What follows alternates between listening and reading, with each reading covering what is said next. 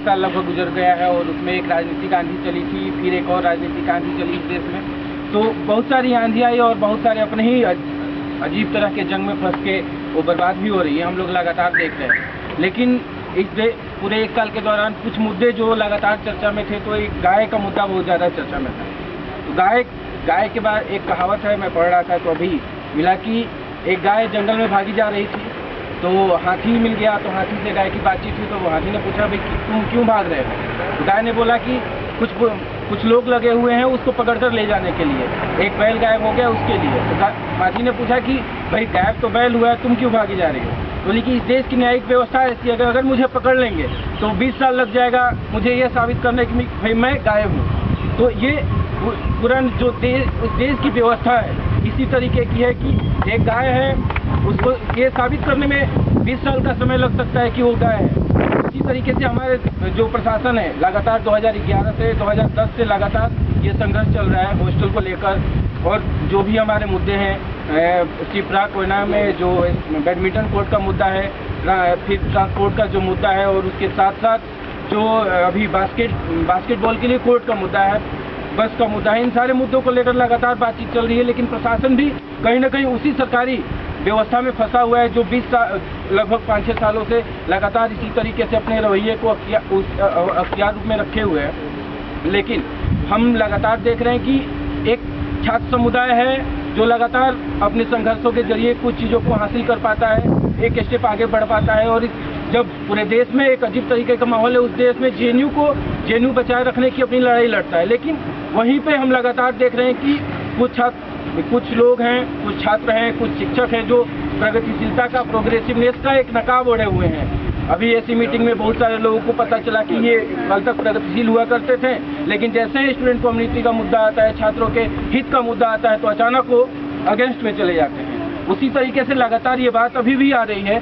लगातार पिछले कई सालों से ये बात आती है कि भाई यूनियन है, यूनियन प्रोटेस्ट करता है, हंगर स्ट्राइक करता है, हंगर स्ट्राइक कॉल ऑफ होता है, उसके बाद कुछ नहीं होता है। लेकिन सवाल है कि जहाँ पे हमें ज़रूरत है प्रशासन के खिलाफ एकताबद्ध होकर अपनी लड़ाई को हम लड़ सकें, ताकि छात्रों के हित में हम सबसे ज़्यादा उनके हित में अपने नए डिमांड को उसको मनवा सकें। लेकिन वहीं पे हम देखते हैं कि अगर हम ये ब्लेम लगातार करेंगे कि भाई यूनियन आया था, हंगर स्ट्राइक हुआ, संघर्ष हुआ, प्रोटेस्ट हुआ, उसके बाद कुछ नहीं नतीजा निकला। बहुत सारे ऐसे सवाल हैं इस देश में। फांसीवाद एक बहुत बड़ा ऐसा सवाल है जो पिछले सीपीआई से लेकर सीपीआई माओइस्ट तक ये सवाल बना हुआ है, लेकिन उसका कोई नतीजा हल नहीं हो पा रहा है। तो क्या ऐसा नहीं होगा कि कोई समस्या खत्म हो जाती है और हम वहाँ पे हमारी लड़ाई खत्म हो जाएगी? लड़ाई हमारी तब तक भी रहेगी और कोई समस्या खत्म हो जाती है, उसके बावजूद इस देश में बहुत सारी ऐसी समस्याएं हैं कि हमें लड़ना पड़ता है। उसी तरीके से इस कैंपस में हॉस्टल का मुद्दा है, जो इस कैंपस की बुनियादी ज़रूरत का मुद्दा है। वो मुद्दा इसी तरीके का है कि अगर एक हॉस्टल बन जाता है, या दामोदर जैसा एक अल्टरनेटिव एकोमोडेशन था जब 2011 में तय किया गया कि भाई टेबलाइज के बाद हमने एक देखा कि हाँ दामोदर में भी यहाँ पे अल्टरनेटिव एकोमोडेशन दिया जा सकता है, तो उसको तय करने के बाद आज हम इस स्थिति में पहुँचे हैं कि दामोदर एक फुल फ्लेज हॉस्टल के रूप में काम कर रहा है। आज की गर्मी की छुट्टियों में भी वहाँ पे जेएनयू के स्टूडेंट रह रहे हैं और वो एक हॉस्टल के रूप में काम कर रहा है। तो कहीं ना कहीं ये यूनियन का एक इमेजिनेशन था जिसके तहत उन्होंने संघर्ष किया, काम किया और उस पर प्रशासन से इस बात को मनवाया। लेकिन लगातार केवल प्रोटेस्ट में आकर बोल देने से कि अल्टरनेटिव एकोमोडेशन या किसी शब्द को पकड़ लेने से ये वही वाली बात हो गई कि भाई कहावत है कि कौवा कान लेकर भागा जाता है, तो हम अपने कान को नहीं देखेंगे, कौवे को देखेंगे। ज़रूरत हम अपने कान को देखने की, हमें अपनी ज़मीन को भी देखने की है कि हम जहाँ पे खड़े हैं वहाँ से हम अपने संघर्ष को किस तरीके से देख रहे हैं, कि कौन सा संघर्ष कर रहे हैं। क्या संघर्ष में उस तरीके से हम लोग हैं कि जो हमारी बातचीत है वो प्रशासन मान पा रहा है कि नहीं मान पा रहे? अगर नहीं मान पा रहा है तो ज़रूरत है कि उस संघर्ष को मिलकर एक साझा मंच बनाया जाए, उसको और तेज किया जाए, जहाँ से इस संघर्ष को, जो समस्याएं हैं उसको हल किया जाए। वरन ये ना कि हम आएंगे प्रोटेस्ट में और किसी के ऊपर ब्लेम कर देंगे, कोई संगठन होगा, कोई यूनियन होगा, इससे किसी का वर्ग चरित्र बदल नहीं जाता है।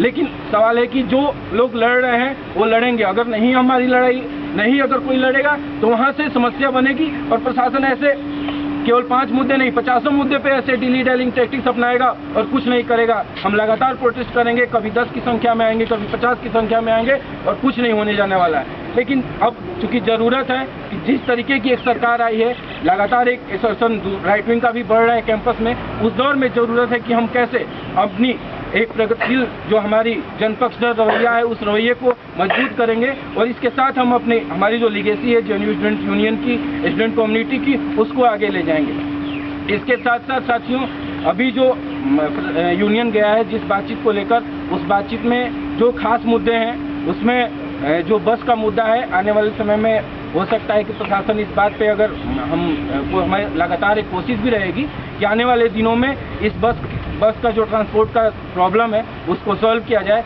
और इसके साथ साथ ताकि जो भी नया सेशन स्टार्ट होगा उसमें हम इस समस्या को ख़त्म करें। उसके साथ साथ जो हॉस्टल का मुद्दा है, और जैसे कि महानदी का एक मुद्दा है कि महानदी में फ़ी को बढ़ाया गया है, जबकि वहाँ पे कोई उस तरीके की बुनियादी सुविधा नहीं बढ़ाई गई है।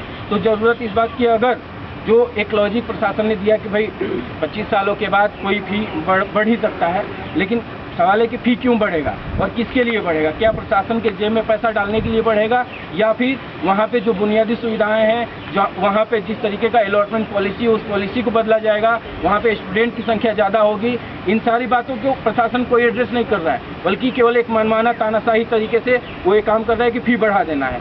तो इस तरीके की जो उसकी एक टैक्टिस है, उस टैक्टिस पे भी हमको ध्यान देना होगा।